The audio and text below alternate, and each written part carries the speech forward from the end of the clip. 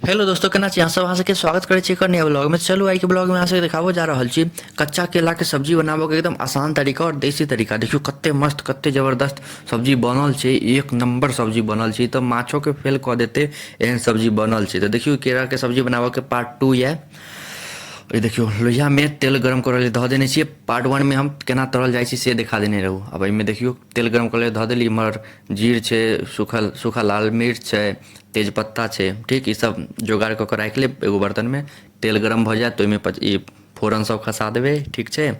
एकरा आरामसँ कनिक जरऽ तक वेट करबै, इंतजार करब। देखियो अब बढ़िआँसँ जरि गेलै, एकदम कारी जकाँ भऽ गेलै। ताहिमे अब प्याज धो कऽ बढ़िआँसँ खसा देबै, ठीक छै। एकदम बढ़िआँसँ खसा लेब प्याजके। ओहिके बाद एहिमे टमाटर खसा देबै, ठीक छै। एकरा फेर बढ़िआँसँ लारि लेब कनि 2 मिनट तक, ठीक छै। देख लियौ जेना जेना हम देखाबै छी बस अहाँसब स्टेप बाय स्टेप फॉलो कऽ कऽ चलू, ठीक छै। अब एकरा लारलाके बाद एहिमे आब हल्दी खसा देबै। देखियो अहाँ अपना हिसाबसँ जतेक अहाँ सब्जी बनाबैत हैत ओतेक हल्दी खसा लेब, स्वाद अनुसार नमक खसा लेब, ठीक छै। नमक खसेलाके बाद बढ़िआँसँ लारि चारि देबै, ठीक। जे चीज खसेबै ओहिके बाद लारे चारे जेबै, किएकि नीचाँमे लागत या नहियो लागत तऽ जाबत तक लारबै चारबै नहि ताबत तक मजा नहि आयत, ठीक छै। आब एहिमे अहाँसब ओ पेस्ट जे छलै बचल से खसा लेब, ठीक छै। लहसुन अदरकके पेस्ट खसा लेब।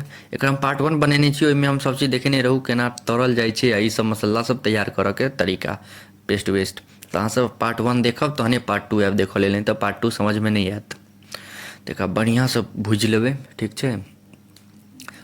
पार्ट 1 में केना तरल जाइ छै कच्चा केलाके से हम देखेने छी। तऽ पार्ट 1 जरूरे देख कऽ ई आयब पार्ट 2 देखऽ लेल।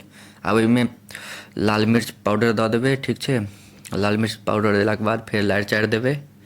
देखियो कते मस्त एकदम ग्रेवी बनि रहल छै, एक नंबर बनि रहल छै। हमरा तऽ एखनेसँ मुँहमे पानि आबि रहल यऽ। आब एहिमे धनिया पाउडर सेहो खसा देबै, ठीक छै। जतेक अहाँसब सब्जीमे दै छियै ओहि हिसाबसँ देबै। हमसब कनी ज्यादा मसल्लावला खाइ छी तेँ अथियोमे देलिए, तरहोमे देलिए आ इहोमे दऽ रहल छी। तऽ अहाँसब अगर कम मसल्ला दैत हेबै तऽ ओसे देख लेब अहाँसब। तऽ हम कनी ज्यादा मसल्ला दै छी तेँ दै छिए।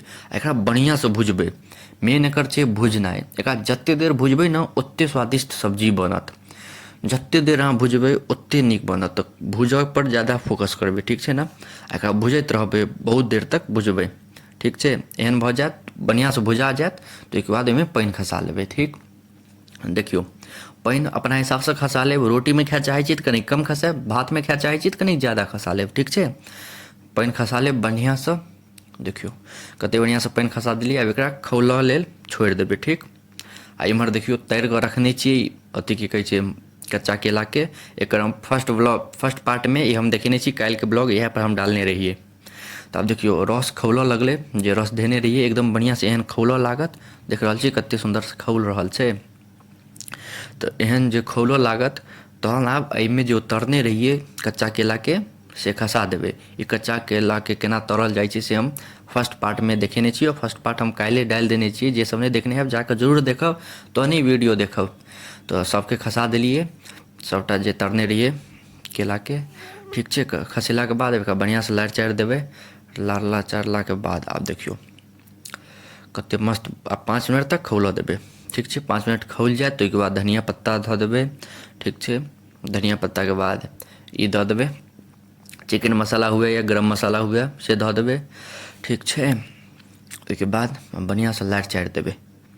ओ रस खौल जायत तऽ ओहिके बाद एहिमे तरल देबै ने अथी केला, तऽ तरल केला देबै। ओहिके बाद 2 मिनट खौलऽ देबै, बस सब्जी बनि गेल। उतारि लेब आँचपरसँ। रस खौला जाइ छै ने तऽ ओहिके बाद कच्चा केला देलाके बाद बस 2 मिनट खौलऽ देबै, ओहिके बाद नहि दिक्कत छै। तऽ देखियौ कतेक बढ़िआँ बनिकऽ तैयार भऽ गेलै, एक नम्बर स्वादिष्ट खाइमे लगतै। की बताउ, एहिके सामनेमे तऽ माछ फेल छै, एतेक सुन्दर ई छै। देखियौ अहाँसब बताउ अहाँसबके केहन लागि रहल यऽ, आ मुँहमे पानि आबि रहल यऽ कि नहि से जरूर बताएब। आओर घरपर अहाँसब एकबेर जरूर ट्राइ करब, बहुत मस्त बनत, बहुत नीक बनत।